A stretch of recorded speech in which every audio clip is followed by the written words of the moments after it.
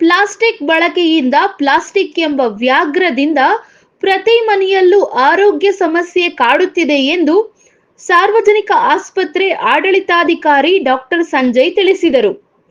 ಮಳವಳ್ಳಿ ಪಟ್ಟಣದ ಸಾರಿಗೆ ಬಸ್ ನಿಲ್ದಾಣದಲ್ಲಿ ಸಾರ್ವಜನಿಕ ಆಸ್ಪತ್ರೆ, ವಿದ್ಯಾ ಪ್ಯಾರಾ ಮೆಡಿಕಲ್ ಕಾಲೇಜು ಹಾಗೂ ಸೌಹಾರ್ದ ನಾಗರಿಕ ವೇದಿಕೆ ವತಿಯಿಂದ ಅಂತಾರಾಷ್ಟ್ರೀಯ ಶುಶ್ರೂಷಕರ ದಿನಾಚರಣೆಯ ಅಂಗವಾಗಿ ಪ್ಲಾಸ್ಟಿಕ್ ಬಳಕೆಯಿಂದ ಆಗುವ ದುಷ್ಪರಿಣಾಮಗಳ ಬಗ್ಗೆ ಸಾರ್ವಜನಿಕರಿಗೆ ಅರಿವು ಮೂಡಿಸುವ ಕಾರ್ಯಕ್ರಮವನ್ನು ಉದ್ಘಾಟಿಸಿ ಮಾತನಾಡಿ, ಪ್ಲಾಸ್ಟಿಕ್ ಬಳಕೆಯಿಂದ ಪರಿಸರಕ್ಕೆ ಮಾರಕವಾಗಲಿದೆ.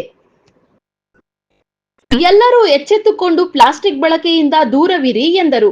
ಇದೇ ವೇಳೆ ದಂತ ವೈದ್ಯೆ ಡಾಕ್ಟರ್ ಅನುಪಮಾ ರವರು ಪ್ಲಾಸ್ಟಿಕ್ ಬಳಕೆಯಿಂದ ಕ್ಯಾನ್ಸರ್ ಹೇಗೆ ಬರುತ್ತದೆ, ಯಾವ ರೀತಿ ಶರೀರಕ್ಕೆ ಸೇರುತ್ತದೆ ಎಂಬುದನ್ನು ಸಂಕ್ಷಿಪ್ತವಾಗಿ ವಿವರಿಸಿದರು.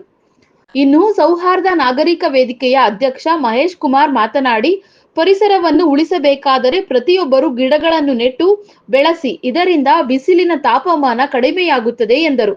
ಇದೇ ವೇಳೆ ವಿದ್ಯಾ ಪ್ಯಾರಾ ಮೆಡಿಕಲ್ ಕಾಲೇಜು ವಿದ್ಯಾರ್ಥಿಗಳು ಪ್ಲಾಸ್ಟಿಕ್ ಬಳಕೆಯಿಂದ ಆಗುವ ದುಷ್ಪರಿಣಾಮಗಳ ಬಗ್ಗೆ ಕಿರು ನಾಟಕ ಮೂಲಕ ಸಾರ್ವಜನಿಕರ ಗಮನವನ್ನು ಸೆಳೆದರು.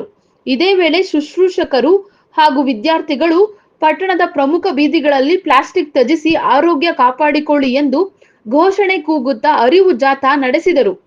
ಕಾರ್ಯಕ್ರಮದಲ್ಲಿ ಸಾರ್ವಜನಿಕ ಆಸ್ಪತ್ರೆಯ ಆಡಳಿತಾಧಿಕಾರಿ ಡಾಕ್ಟರ್ ಸಂಜಯ್, ಸೌಹಾರ್ದ ನಾಗರಿಕ ವೇದಿಕೆ ಅಧ್ಯಕ್ಷ ಮಹೇಶ್ ಕುಮಾರ್, ಚಿಕ್ಕಣ್ಣ, ಡಾಕ್ಟರ್ ಶಿವಸ್ವಾಮಿ, ಡಾಕ್ಟರ್ ಅನುಪಮಾ, ಚಂದ್ರಮೋಹನ್ ಸೇರಿದಂತೆ ಹಲವರು ಇದ್ದರು. ವರದಿ ಗಿರೀಶ್, ಮಳವಳ್ಳಿ. ಬದಲಾವಣೆಗೆ ಪ್ರತಿಯೊಬ್ಬರು ಹೇಳ್ದಂಗೆ ಮೊದಲನೇದು ಪ್ಲಾಸ್ಟಿಕ್ ಕವರ್ಸ್ ಯೂಸ್ ಮಾಡದೇ ಇರೋದು, ಪ್ಲಾಸ್ಟಿಕ್ ಬಾಟಲ್ಸ್ ಯೂಸ್ ಮಾಡದೇ ಇರೋದು, ಮತ್ತೆ ಅಡಿಗೆ ಮನೆ. ಸೊ ಆ ಮೂರನ್ನ ನಾವು ತಿದ್ಕೊಳ್ತಾ ಹೋಗೋದು ತುಂಬಾನೇ ಮುಖ್ಯ ಆಗುತ್ತೆ. ಸೊ ಇಷ್ಟು ಹೇಳಿ ನನ್ನ ಮಾತುಗಳನ್ನ ಮುಗಿಸ್ತೇನೆ. ಇದರಿಂದ ಕೆಲವರಿಗಾದರೂ ಉಪಯೋಗ ಆಗಿದೆ ಅಂತ ಅನ್ಕೊಳ್ತೇನೆ. ವಂದನೆಗಳು. ಹಸುನ ಕಟ್ಟಾಕಿರ್ತೀವಿ, ಹಾಲು ಕರೆದಿರ್ತೀವಿ, ಊಟ ಹಾಕಿರ್ತೀವಿ, ಬೆಳಿಗ್ಗೆ ನೋಡಿದ್ರೆ ಹೊಟ್ಟೆ ಊದ್ಕೊಂಡು ಸಾವನ್ನಪ್ಪಿರೋ ಪ್ರಕರಣಗಳು ನಮ್ಮ ಗ್ರಾಮಗಳಲ್ಲಿ ಯಥೇಚ್ಛವಾಗಿ ಕಾಣ್ತಾ ಇದೀವಿ.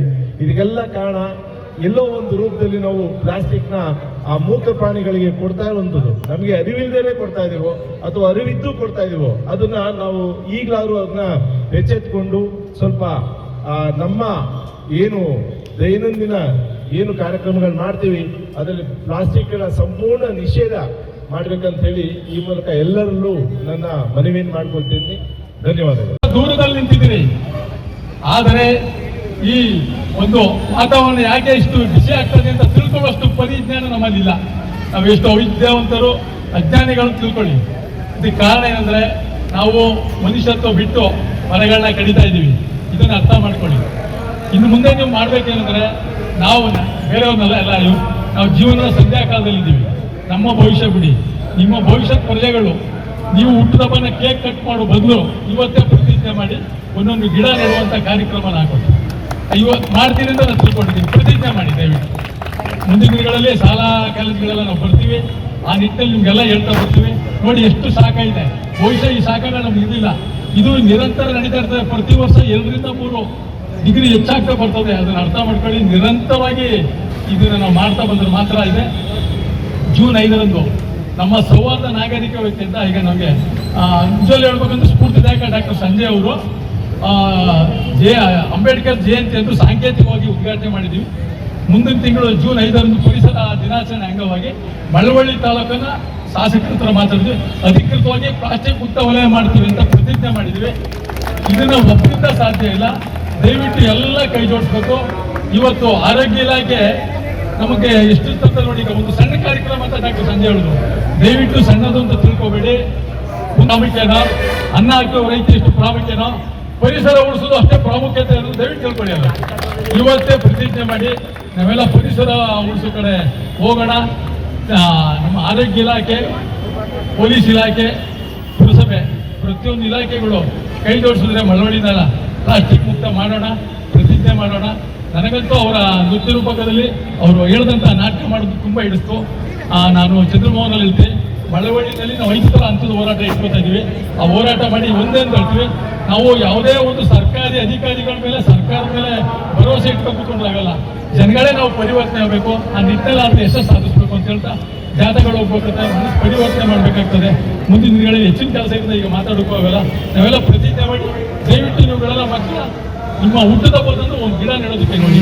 ಆಮೇಲೆ ಮೇಡಮ್ ಮಾತಾಡ್ತಿರೋದು ನೀರಿನ ಸಮಸ್ಯೆ ಬಗ್ಗೆ, ಅದನ್ನು ಮಾಡಬೇಕು ಅಂತಂದ್ರೆ ಏನು ಅಂತಂದ್ರೆ, ಈಗ ನಾನು ಮಳೆ ನೀರು ಕೊಯ್ಲು ಮಾಡ್ತಾ ಇದ್ದೀನಿ, ಅದನ್ನ ಮಾಡಿ ತಮ್ಮನ್ನೆಲ್ಲ ಕರಿತೀವಿ ಬನ್ನಿ.